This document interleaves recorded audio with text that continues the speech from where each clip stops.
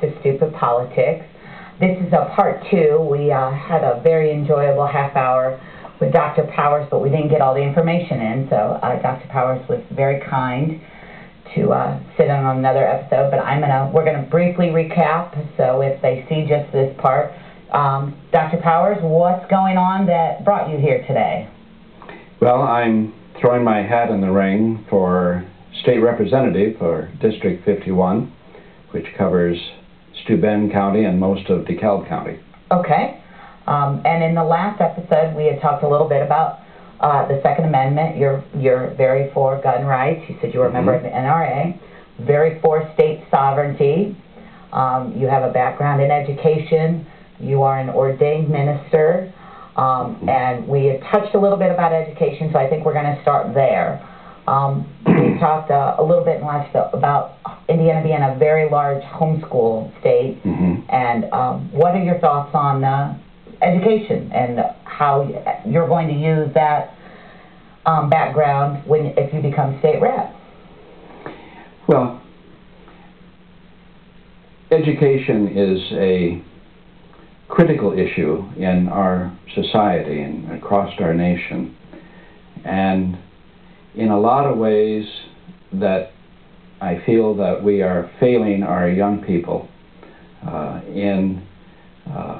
not only in the secondary level of education, but in higher education, that we are sometimes, I believe, being so politically correct and not wanting anyone to fail, that we are handing out grades and diplomas sometimes without students really mastering the subject or even getting the information and the knowledge that is necessary for particular courses. I remember one of the first issues that I addressed as a college trustee at a state college was, why is it that we are giving these awards for perfect grades to so many students? Because it looked to me that there were just a too high a percentage of students getting straight A's. And as a college classroom teacher myself, I said, who masters the information and the content of a particular course in order to earn an A? Because I rarely handed out any A's in my classrooms. So what we call grade inflation, and where students are getting diplomas even from some of our most prestigious universities across the nation who are not, how do I say, capable of doing even the elementary things that you would suppose that that diploma would represent. Like the show, Are You Smarter Than a Fifth Grader? Most people could not answer the questions on that show. Well, I remember sitting down at a meeting with business people, and I sat beside the CEO of a large engineering firm, and they hired students out of the university on a regular basis. And he said that they had to institute within their own company a testing procedure to weed the candidates out, because they could not count on the diploma itself, even from the most prestigious engineering schools, for that student to be able to do even the most elementary things. So they had developed their own in-house process and not trust the diploma. And I think that's an issue that we need to be aware of and careful of within our society, as a state, as local governments as well. That's how we prepare ironically, people. We talked about the Constitution. They don't even teach the Constitution hardly at all. There's a few, my daughter's in the 8th grade, and there's a few things they'll teach it, but you do not have a class where they teach you our founding documents, which is amazing. even I understand there's a federal law that in September 17th, I think it is, Constitution Day. Constitution Day, that it needs to be taught within all the public school systems. I asked my daughter on that day when she came home. Not a word. Not a word, yeah.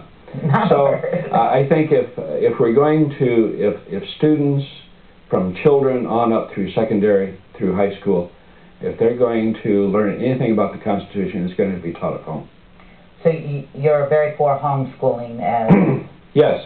I've seen so many positive examples of it.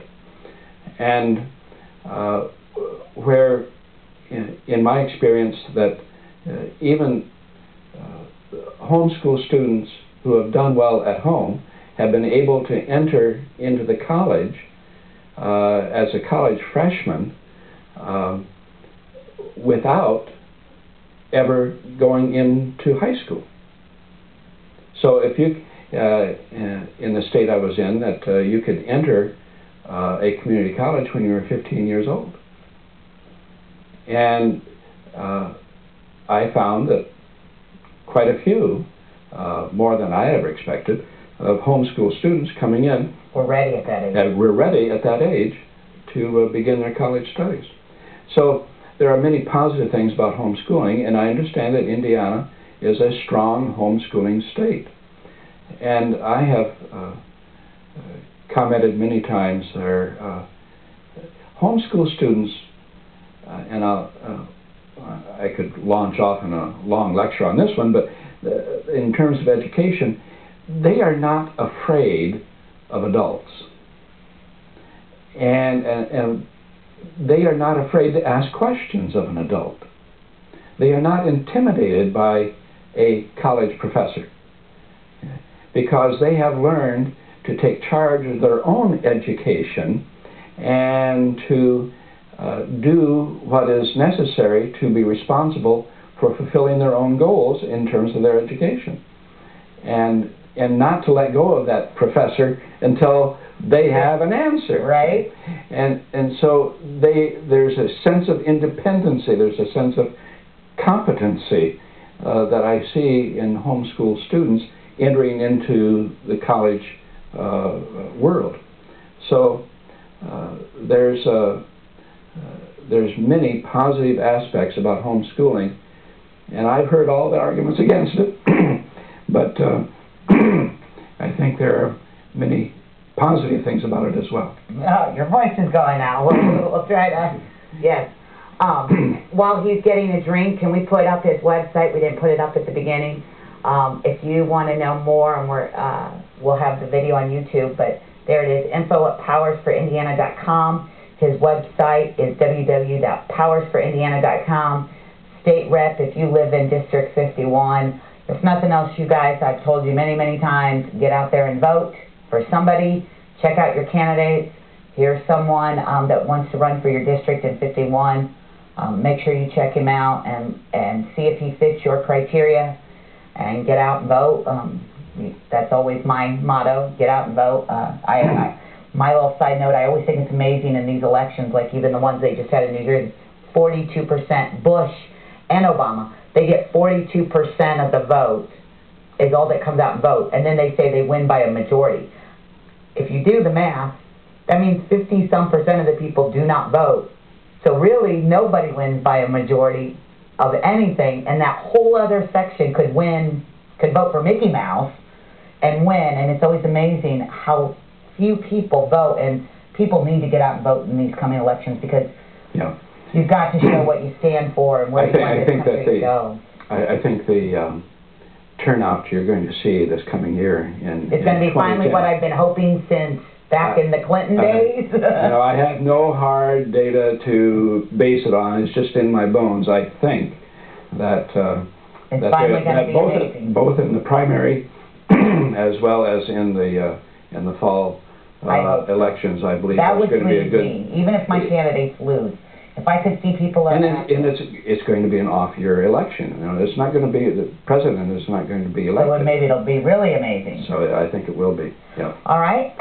What are your thoughts on? And Indiana is also a big right to life state. Correct. What are your thoughts on that issue? Well, I'm a member of the Indiana Right to Life and have been supportive of the issues of right to life for many decades.